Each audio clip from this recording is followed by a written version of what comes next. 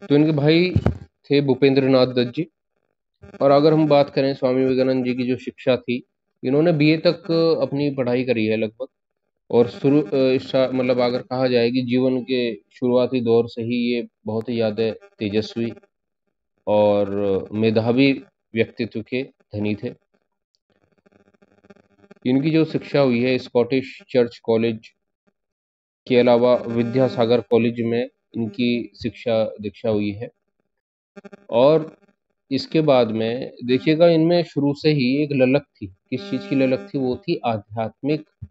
और जो वेद और योग से संबंधित जितने जो भी लोग होते थे, जो संत होते थे, जो मतलब एक तरह से कहा जाए तपस्वी व्यक्ति होते थे, उनसे संपर्क करने की इनकी शुरू से ही जिज्ञासा रहती थी।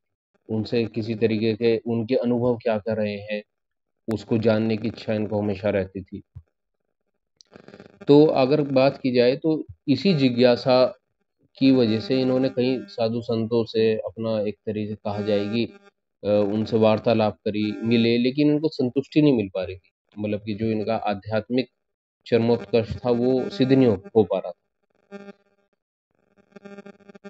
इसी कड़ी में इनके एक मित्र थे, तो उन्होंने इनको श्री रामकृष्ण परमहंस जी से मिलवाया, भेंट करवाई, जो दक्षिणेश्वरी काली माता के मंदिर में पुजारी थे। पुजारी होने के साथ साथ वो आध्यात्मिक स्तर पर बहुत ही उन्नत साधक थे, या ये कहें कि वो अपने आध्यात्मिक स्तर को पूर्ण रूप से सिद्ध कर चुके थे। तो जब ये रामकृष्ण परमहंस जी से मिले तो उन्होंने भी इन्हें देखा, और एक तरीके से कहा जाता है ना कि एक जैसे आई कांटेक्ट होना, दृष्टिगोचर होना किसी चीज को, और गहराई से उन्होंने इनको परखा। और जहां तक सुनने में आता है कि उन्होंने स्वामी यानी कि स्वामी विवेकानंद जी से ये कहा था कि आप कुछ भगवान के मुझे स्तुति या कोई भजन सुनाए। तो स्वामी विवेकानंद जी ने अपने कुछ जो इनको भजन याद थे वो इन्होंने सुनाए, तो बड़े ही उससे प्रभावित हुए थे। और नरेंद्र, क्योंकि स्वामी जी का मतलब संन्यास लेने से पूर्व जो नाम था वो था नरेंद्र नाथ, स्वामी विवेकानंद जी का। तो नरेंद्र नाथ जी ने यही कहा कि कई अपने जो इनके मन में जो विचार थे आध्यात्मिकता को लेकर, योग को लेकर, वो उन्होंने सब उनसे पूछे। तो स्वामी रामकृष्ण परमहंस जी ने उसका तत्परता से मतलब एक तरीके से कहा जाए कि उत्तर दिया, जिससे कि नरेंद्र नाथ दत्त यानी कि स्वामी विवेकानंद बहुत ज्यादा प्रभावित हो। और इसी तरीके से यह क्रम चलता चला गया। यानी कि अब स्वामी विवेकानंद जी को मन में रोज उत्कंठा होती थी कि वो स्वामी रामकृष्ण परमहंस जी से मिले। एक अजीब सी शांति मिलती थी उनको इनके पास में जाकर।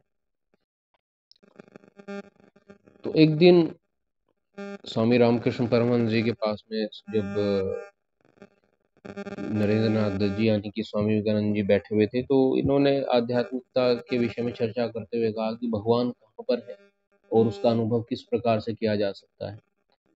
तो रामकृष्ण परमहंस जी ने ये कहा कि अगर साधक तैयार हो तो वो उसका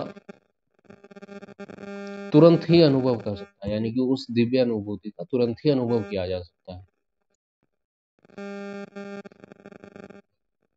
तो स्वामी विवेकानंद जी ने इस चीज को कोई मतलब अगर कहा जाए कि एक सामान्य जन की भांति ही कहा कि मैं इस चीज में मतलब कि जब तक मुझे अनुभूति ना हो, क्योंकि स्वामी विवेकानंद जी बहुत ज्यादा तार्किक व्यक्तित्व के धनी थे। वो पहले किसी चीज में तर्क लगाते थे तब कि ये चीज हो सकती है या नहीं हो सकती है, और फिर उसके बाद में उसको मानते थे। तो फिर स्वामी रामकृष्ण परमहंस जी ने कहा कि अच्छा ठीक है, आप उनको बुलाया एक नियत दिन और नियत समय पर कि आप इस दिन आ जाना और मैं प्रयास करूंगा, भगवान ने अगर चाहा तो आपको अनुभव। तो स्वामी रामकृष्ण परमहंस जी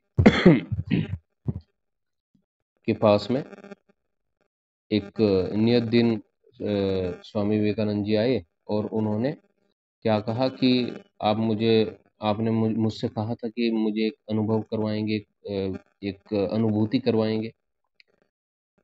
तो ऐसे ही बात करते-करते स्वामी रामकृष्ण परमहंस जी ने स्वामी विवेकानंद जी के सिर पर हाथ रख दिया और हाथ रखते ही एक, क्योंकि स्वामी विवेकानंद जी ने इस अनुभव को बयाँ करा अपने ही शब्दों में कि पूरा जिस जो प्रांगण था, जो मंदिर का प्रांगण था, माँ काली के जहाँ पर वो पुजारी थे रामकृष्ण परमहंस जी, वो पूरा का पूरा घूमने लगा।